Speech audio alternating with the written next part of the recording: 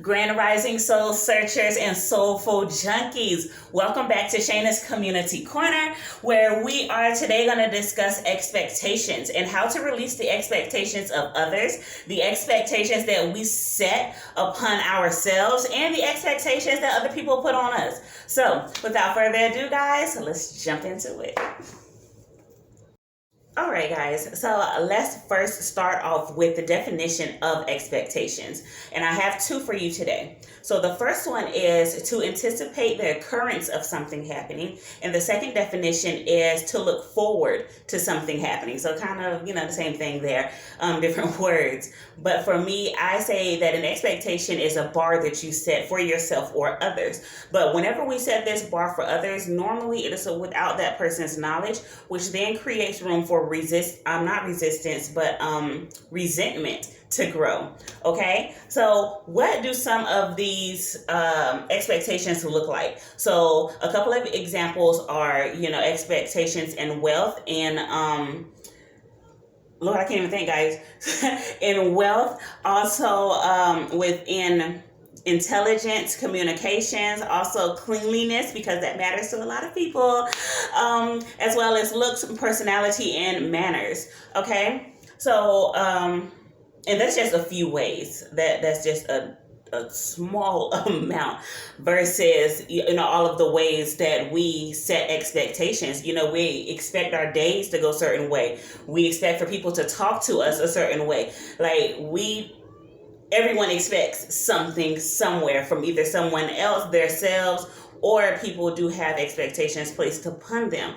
And depending on the expectations, it can definitely weigh you down. Okay, so in some ways, setting expectations does help to improve your quality of life by blocking anything that does not align with what your morals are, your beliefs, or your purpose. Okay, so as I was saying, when we set expectations or this imaginary bar for the people that in our lives, we are immediately setting ourselves up for failure. Let me tell you why. We set these expectations based on their potential, okay? That is a no-no. We set these expectations also based on our own personal experiences. So whenever we feel like, well, I can accomplish that and I did it in the day, it's not the same for everybody else, okay? So we're setting ourselves up for failure. Also, our expectations are rarely met, again, due to their limited beliefs. So again, seeing the potential in somebody and saying, well, hey, you have the potential to accomplish this, this, and that. So what's the problem? If you see their potential, great, but not everyone sees what they are capable of. Not everyone sees their own potential. So again, fail.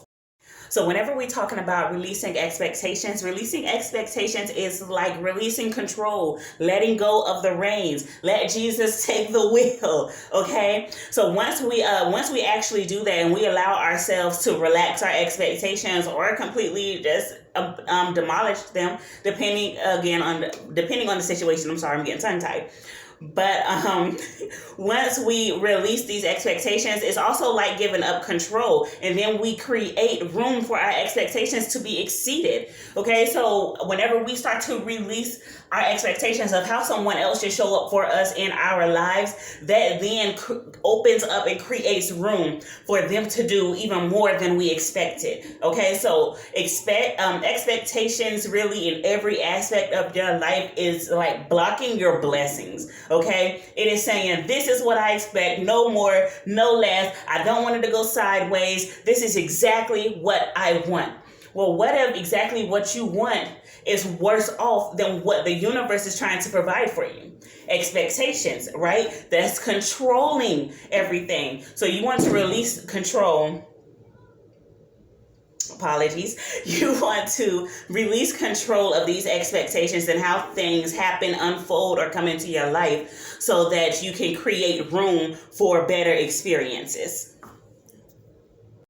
So whenever we begin to set this bar, set these standards, these expectations in our own lives, we tend to beat ourselves up when we fall short. And I say when because we most definitely will fall short. Okay, guys, we are our own worst critic. Okay, so whenever we plan something and we plan big, especially if you're an air sign, you plan big. I don't really think fire signs plan, maybe earth signs. Okay, so we plan big and then we put maybe not our all into something. We may fall short or slack in a couple of different areas, which makes our initial plans kind of fall short of our expectations, and we beat ourselves up and we're like, well, I could have did this better, I could have did this differently.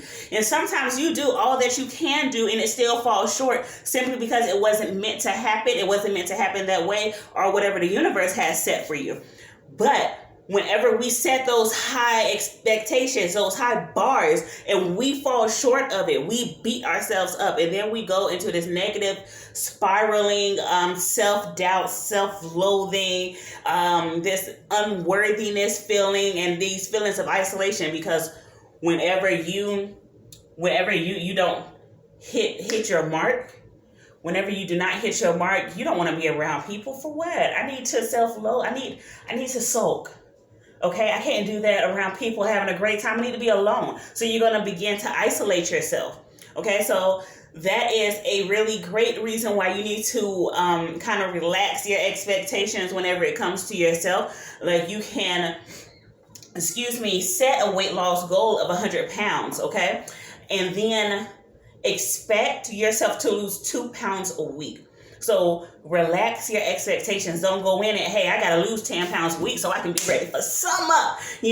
That's not what we're doing, okay? We are setting healthy expectations and releasing those things that are not healthy in our lives. Speaking of, I'm sorry. I also wanted to share this. Whenever you are setting unhealthy expectations in your life, you can also block your own growth. Well, how is that, Shana? Let me tell you. So Spirit gave me this analogy. This woman who says that she was going to get married by the time that she is 25. That is it. All her life, I'm going to be married by the time I'm 25. So here she is, 24 years old, and she is not married. She doesn't even have any potentials. But she comes across this man who she thinks is, better than nothing.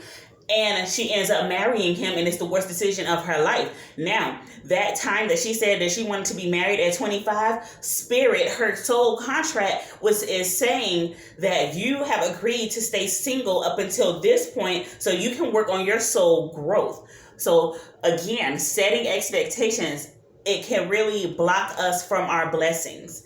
Okay? Okay, guys, now let's talk about releasing the expectations others have set for you. Now, this is perhaps the easiest and the hardest thing to do all at the same time, because on one hand, it's easy to just say, fuck it, I don't care what you think. I'm going to do whatever I want to do that makes me happy, right? It's easy to sit here alone in your space and come up with that, and you're like, the next time somebody says, this is what I'm going to say.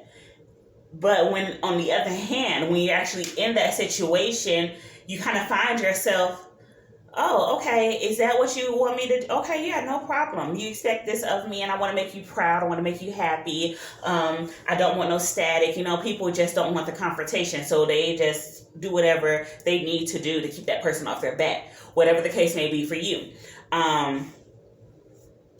Yeah, so easy, hard, all at the same time. Now, how do you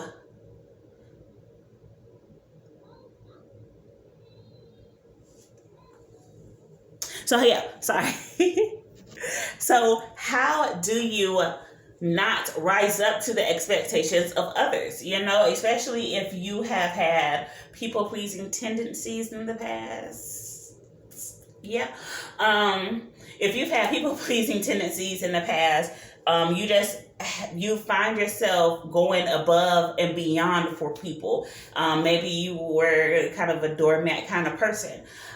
You ask yourself, how do I not rise up to these expectations? People expect so much of me, especially, oh my gosh, especially those who are in high school, those who are in college, and their parents expect for them to graduate with 4.0s, GPAs, get accepted into a good college, and do, A, B, C, and D. But all actuality, this person just wants to travel the world and learn stuff about different cultures. Okay, so you find yourself like, I have to live up to the expectations of my parents because it'll make them proud. I don't want to let them down. They've been talking to me about this, installing this inside of me for the past 18 years. How do I just let them down? So, firstly, I'm here to help you. Okay, Auntie Shana is here for you. Okay. Firstly, you have got to stop seeking their approval. Your life is yours and yours alone. You owe nobody nothing. I might cut that out. But guys, seriously, it is your life. It is your life alone, and you don't owe anybody anything. Okay, you do whatever you need to do to make sure you are happy, not everyone else. Okay, so secondly, you need to set boundaries. People must know that they must know where they lie. Secondly, guys, set boundaries. People must know the role that they play in your life and therefore which lines they cannot cross or overstep. Also, or thirdly, guys, live unapologetically. Okay, live freely, live uniquely you. We have company.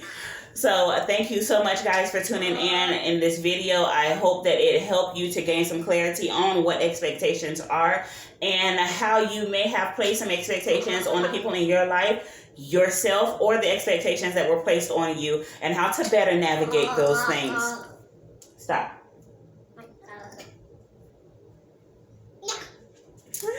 So, thank you again, guys, for tuning in, and I will see you again later on. If you would like to jumpstart your healing journey, you can check out my Etsy shop. The link is in my bio. I do have some healing candles, healing baths, as well as loose smudge, and some other products and services that can help you along. Okay? Y'all have a blessed day, a great weekend, and I will see you again real soon. Bye. Bye. Yeah. I'll see you later.